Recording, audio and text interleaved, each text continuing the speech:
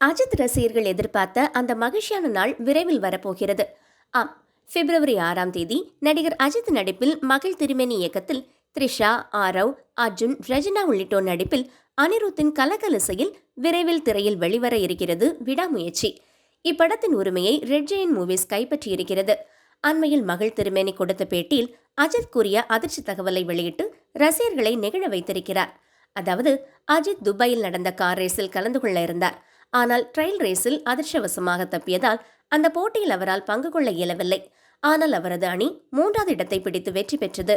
அஜித் அந்த போட்டியில் கலந்து கொள்வதற்கு முன்பு இயக்குநரை அழைத்து, ரேஸில் நான் கலந்து கொள்வதற்கு முன்பாக பட வேலைகள் அனைத்தையும் முடித்து விடுங்கள்.